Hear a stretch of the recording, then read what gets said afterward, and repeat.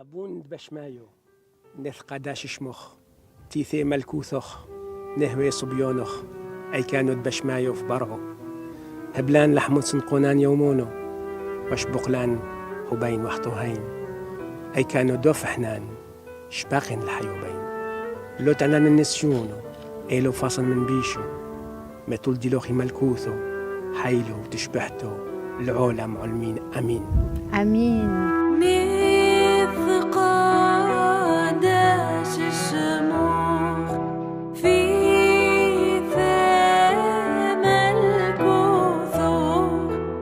Ephrem, tu nous as offert un autre Père avec la même langue que Jésus. Exactement. Il a dit de cette façon-là. Exactement, avec la même langue des premiers apôtres, Amen. avec, beau.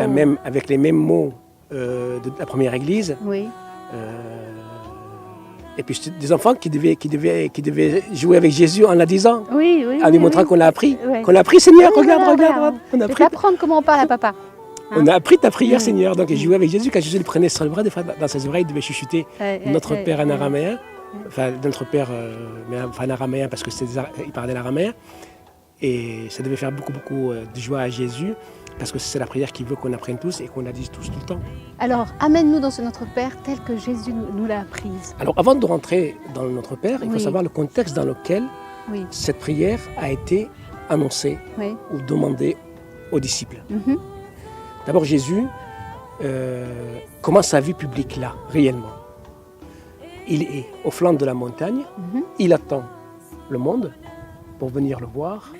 Et quand le monde est venu le voir, parce qu'il dit quand Jésus voit les foules, au pluriel, Oui, oui. pas la foule, mais les foules, ça veut dire qu'il y avait toutes les nations. Oui.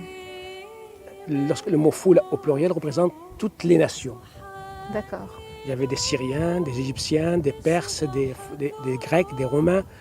Toutes les nations de l'époque qui pouvaient y être, Mhm. étaient autour de Jésus. Et quand il les voit arriver, il gravit la montagne. Regardez la montagne. كاد تزيدني شو الكنش يسلق الطور وكاد يثاب قرب الوقت تدميداو وافتح فماه ملف له نمار. Il a ouvert la bouche. C'est comme s'il était dans l'Éden, comme si l'humanité était morte. Il va souffler en eux un souffle de vie. Et il va leur dire, attention, ça va être dur. Parce que Abba, le Père, va vous voir, mais il leur dit sans préalable. Il ne va pas leur expliquer c'est quoi Abba, parce que d'instinct, à travers Jésus, ils ont compris L'amour d'Abba. qu'il est leur frère. Mhm. Et comme il est le Fils de Dieu, pas forcément, comme il est leur frère, ils sont les enfants de Dieu. Et il va leur dire, mais vous allez être artisans de paix, vous allez vous purifier le corps, vous allez être affamés, assoiffés à travers les béatitudes. Et puis à un moment donné, il va leur présenter véritablement qui est Abba et qu'est-ce qu'il doit faire pour lui. Il dit que votre lumière brille devant les hommes qui, en voyant vos beaux actes, glorifieront votre Père qui est aux cieux. Si ça ne les étonne pas, ils n'interrompent pas Jésus à aucun moment parce que le Saint-Esprit est là et ils comprennent par essence Qui ils sont? qui ils sont. Qui ils sont? Parce Qui qu'ils ont, nous ils ont sommes. déjà retrouvé en Jésus un amour total, une tendresse totale, et ils sont heureux d'appartenir à ce Père. Mais il leur dit, attention, vous allez souffrir beaucoup, il y aura beaucoup de souffrance, vous devez vous cacher. Et au moment où il va leur dire, parce que Jésus dans cette montagne, il va enseigner les disciples. C'est plusieurs jours qu'il est avec eux en transhumance, Mhm. puis il va reprendre une bonne partie des commandements dans l'Ancien Testament et il va faire des têtes de chapitre à chaque fois.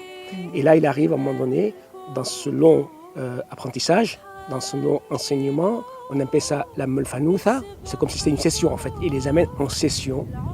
C'est ça. La molfanoutha, ça veut dire l'apprentissage. Oui. Et il va les amener, et à un moment donné, il va parler de la prière. Et au début, quand il parle de la prière, il va parler singulièrement. Il va dire quand tu pries. Il ne dit pas quand vous prierez.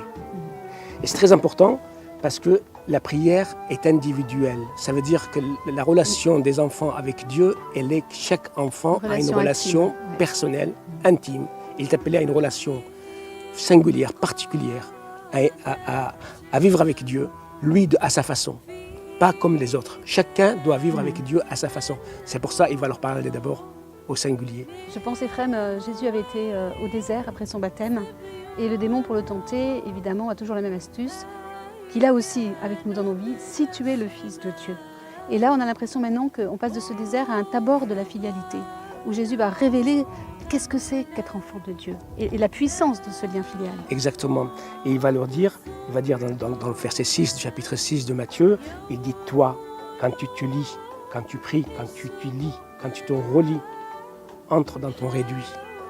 Entre en toi-même. Pas forcément un réduit matériel, mais à l'intérieur de toi-même, et ferme ta porte. Tiens ta porte. Ne pense pas à autre chose. Oublie le reste. Oublie ce monde fatigant. Rentre dans mon intimité. Et méchant. Rentre en toi-même. Mais il parle au singulier. Le mot prier en araméen salai veut dire s'incliner humblement, supplier, prier, se mettre en position de relation intime avec la personne comprise. Toi, ne sois pas comme ceux qui opèrent en fonction des catégories, comme les hypocrites, qui prennent des apparences en fonction des personnes. Toi, avec ton Dieu, sois sincère. Présente-lui tes problèmes, tes faiblesses, il la connaît. C'est pas la peine de cacher, de faire semblant. Non, parle-lui. À ton papa, ne cache rien. Fais pas comme Adam. Ne cache rien à ton papa. Ton père, il veut tout savoir de toi. Il le sait déjà.